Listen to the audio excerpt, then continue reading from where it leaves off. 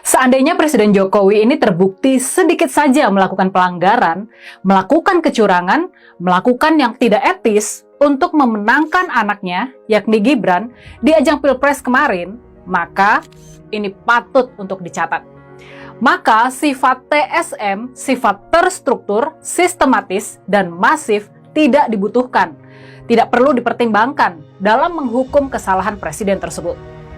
Bagi seorang presiden, pelanggaran tidak dilihat dari luasnya dampak dan sifat TSM-nya. Bagi seorang presiden, pelanggaran adalah pelanggaran dan itu merupakan pelanggaran terhadap sumpah jabatannya. Makanya, walaupun sekecil apapun pelanggaran seorang presiden dalam mempengaruhi hasil Pilpres yang baru lalu, pelanggaran tetaplah pelanggaran dan karenanya patut dihukum.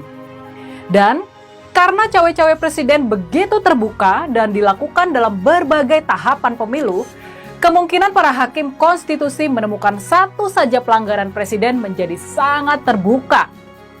Apakah itu dalam kasus Paman Usman di Mahkamah Konstitusi, dalam penyaluran bansos, dalam pengerahan aparat, ASN hingga kepala desa, ataupun dalam tahapan pemenangan lainnya?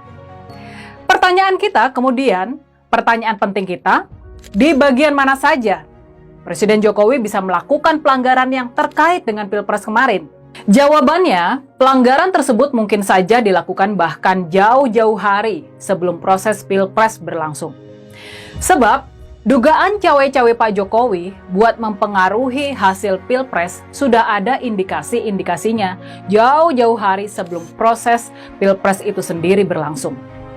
Sebagai contoh, salah satu peristiwa yang bisa dianggap sebagai langkah awal cawe-cawe presiden adalah tekanan dan ancaman terhadap ketua partai politik. Ini bisa dilakukan untuk mengendalikan partai politik sebagai kendaraan untuk pencalonan capres dan cawapres.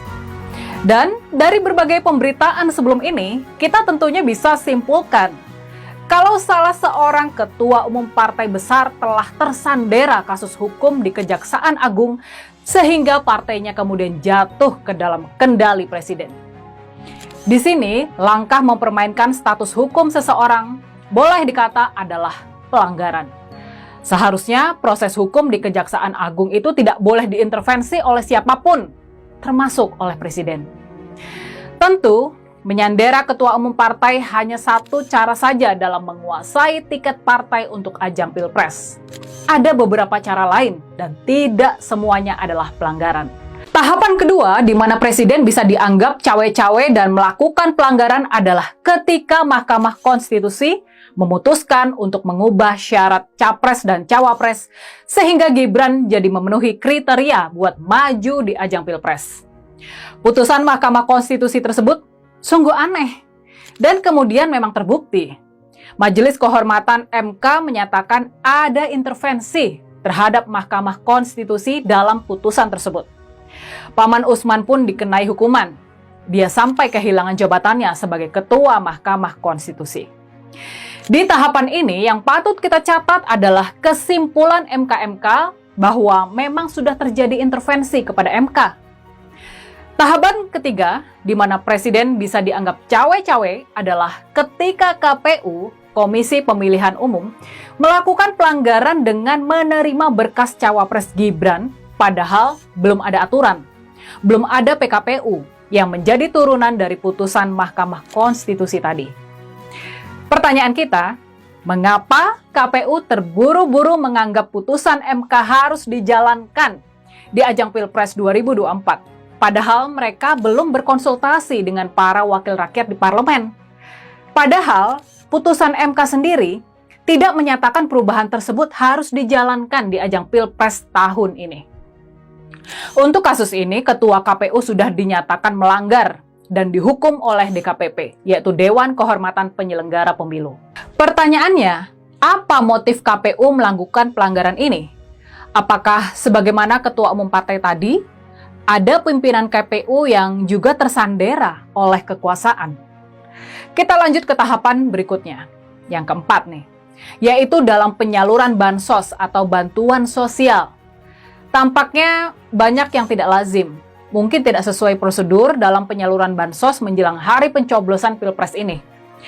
Maka dari itu, Majelis Hakim Konstitusi pun sampai-sampai merasa harus memanggil 4 menteri dari Kabinet Presiden Jokowi buat menerangkan kebijakan yang mencurigakan ini. Pengungkapan masalah bansos ini penting sekali, sebab penggunaan anggaran negara, penggunaan uang rakyat untuk kepentingan elektoral sudah terlalu lazim dilakukan, terutama dalam pilkada-pilkada. Jadi, sudah sangat tepat kalau para hakim konstitusi mendalami masalah tersebut agar praktek curang ini bisa dicegah, bisa dilarang untuk dipraktekkan lagi di masa yang akan datang. Lalu, ada tahap yang kelima, yakni pengerahan aparat dari kepolisian, ASN, hingga aparat desa untuk mengintimidasi dan menggiring warga agar memilih paslon nomor 2. Tentunya, sekarang ini kita sudah banyak mendengar cerita dan membaca pemberitaan seputar pengerahan aparat untuk menggiring suara warga. Nah, pertanyaannya, bagaimana aparat di berbagai daerah dapat bergerak serentak dan seragam kalau tidak ada orkestrasi dan instruksi dari atas? Lalu, siapa di antara para pejabat struktural negara yang punya motif menggerakkan aparat memenangkan paslon 02? Kalau bukan ayah dari salah seorang kontestan tersebut. Paling tidak, di 5 tahapan tersebut, di tahap akuisisi tiket parpol, putusan MK yang meloloskan Gibran, pelanggaran KPU yang juga meloloskan Gibran, penggunaan bansos hingga pengerahan aparat untuk memenangkan paslon nomor 02, kita bisa menemukan cawe-cawe presiden dan celah pelanggaran yang mungkin dilakukan. Satu saja pelanggaran presiden yang bisa diungkap, cukup satu saja, maka Pak Jokowi sudah bisa dianggap melanggar sumpah jabatannya.